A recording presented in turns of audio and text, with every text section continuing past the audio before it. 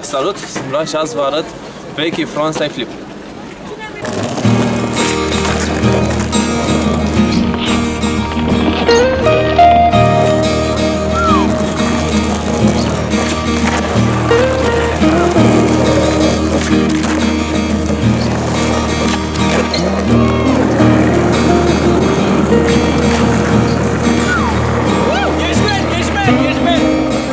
Pentru vechi frontside flip trebuie să știți vechi ollie, vechi frontside 180 și vechi flip.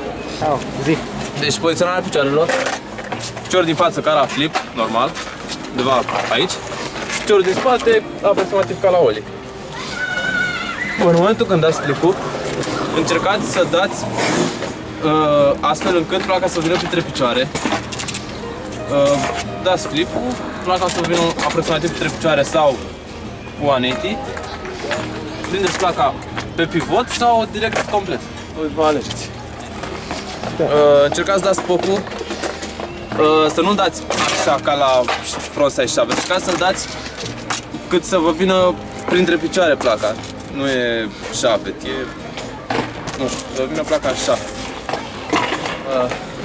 180, încercați să dați placa cu piciorul din față, adică focul vine ceva de genul și cu ajutorul piciorului din față trageți placa încât să se învârtă 180 de grade.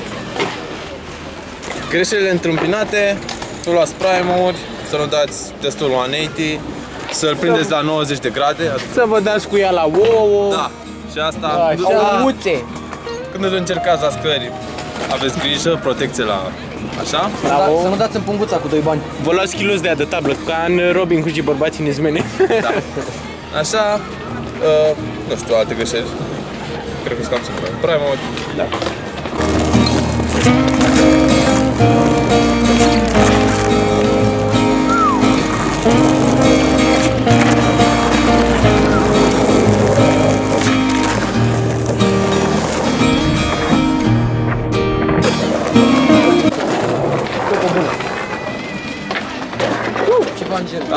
LG, unde e LG, mă, Picasso?